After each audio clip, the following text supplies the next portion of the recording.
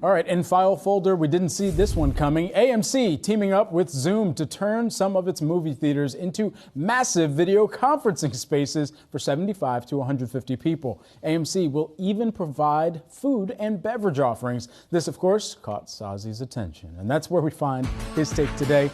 Soz, why so bullish? Hey, don't lose me. I saw it coming, Brad. I saw it coming because you hop on these AMC earnings calls, and I think it's very clear.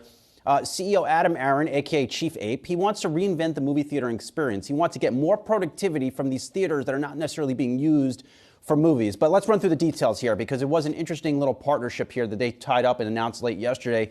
They are called Zoom Rooms, catchy name right there. The meetings will be held on Zoom on AMC screens using their audio. So you hold your team meeting, you go into the theater, kick back, and listen to your top executive wax poetic on 30 initiatives they're trying to hit a home run on next year. And all that may play on the screen as well using that Zoom platform and interface. Now, this is launching in 17 U.S. markets sometime in 2023. I do imagine it will take a little bit of time to get the technology in there and get it right and tested to make sure it works when you're going there with 150 people from work and it works completely seamlessly. Now, I do think, is this going to move the needle for AMC's top and bottom lines? No, not necessarily, but doesn't mean it's not good for the company overall. A couple reasons why it is good. Like I just mentioned, it should help drive more productivity from those AMC screens, Brad. If the screens are not being used because people are not back in the theaters like they were before pandemic, at least there could be something that could drive productivity from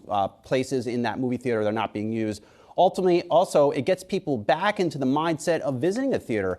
Sure, AMC has had a recovery year this year on the back of really some good movies out there. Of course, Top Gun Maverick. People have come back to the theaters, but you don't sense that enthusiasm back at the levels it was, let's say, in 2016 when we were all able to go to the movies and there was no COVID. So it gets people back into the theater and thinking about it. And lastly here, my take is very simple. I would love to be doing one of these. I would love for it to try. Maybe is that the debut of the Brad Smith icon? Oh my God, that is amazing. Oh, I'm so happy. Welcome, Brad. Fella. Welcome to the movie theater. But yes, that could be us right there listening to our executive producer, Val give a presentation about big things she's trying to do next year. I would sign up for all that. I would love to be eating popcorn and listening to that presentation. With you, Brad. Yes. I mean, clearly, we're going to it kind of looks like it, right? It is. I mean, right there. I mean, that's just great. I mean, that's just amazing. That's absolutely amazing. I mean, it's just a question about how much they're going to charge for this, too. Yeah. Well, it's got to be, I mean, you're hitting the corporate card with this. I mean, 150 people. I mean, what, maybe $25, $30 a person, maybe even more. I mean, if food and beverages included,